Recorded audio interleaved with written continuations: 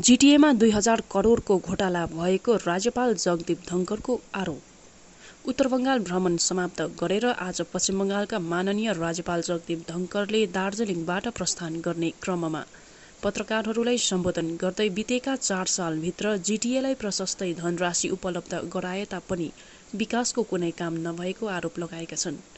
गत कोरोना कालको समय पनि थुप्रै धनराशि जीटीएलाई उपलब्ध गराए तापनि कुनै काम नभएको भन्दै उनले गत 4 सालदेखि अहिलेसम्म जीटीएमा लगभग 2000 करोडको घोटाला भएको आरोप लगाएका छन्। Bengal has suffered on account of heavy rains and landslides.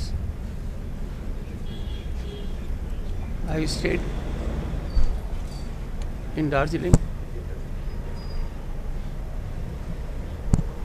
for last 10 years.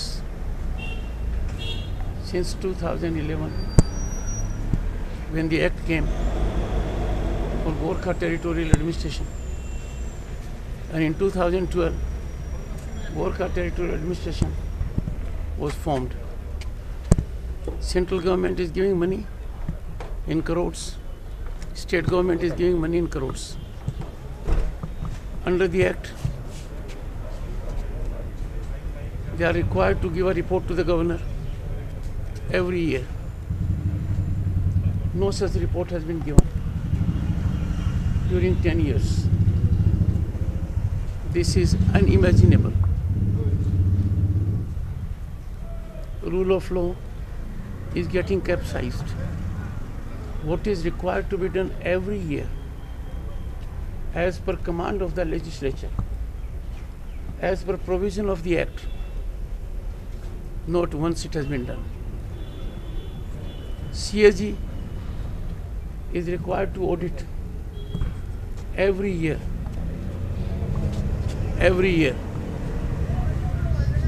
Audit has not taken place even for a single year. These things do not augur well. I have myself seen people have contacted me, indicated that election was there once only. Thereafter, ad hoc arrangement was made, putting political people inclined in favor of ruling dispensation.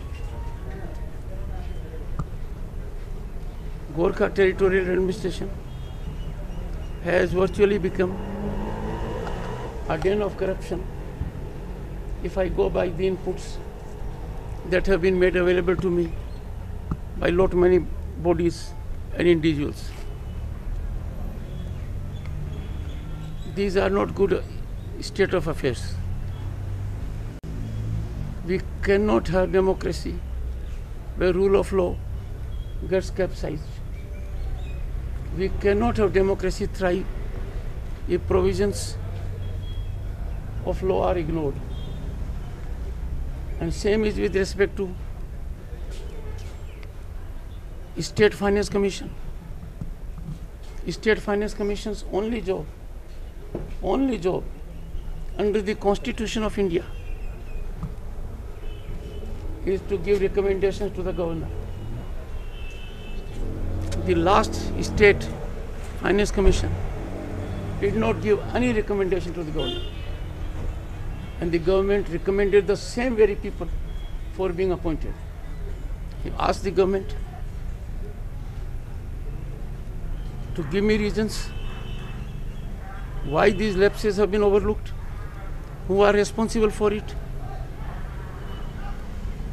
Honorable Chief Minister has her own perception about role of the governor.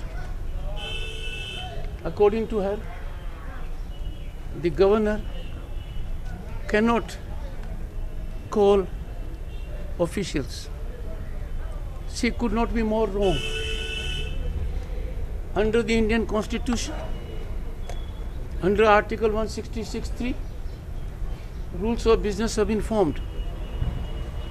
The direct liability of the officials to make available inputs to the governor without reference to anyone there is 100% failure on that count. In her last communication, which I am yet to reply, I delayed because of festive season, and her health concerns. I cannot ever imagine that an experienced chief minister would carry this impression by writing she is prepared to make available information I seek. Nothing could be farther from fact than this.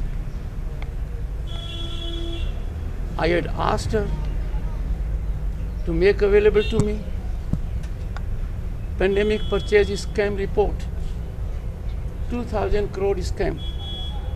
Inquiry was started by her. She constituted a 3-member committee headed by Alapan Bandyopadhyay.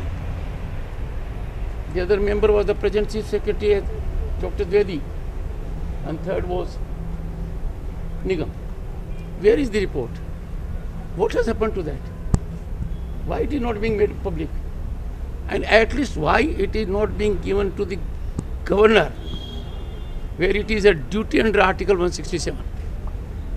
She has given no input to me as regards Bengal Global Business Summit. Projections were there, 12 lakh crore investments. I have simply asked, where is it? Which part of Bengal it is? Who have done it?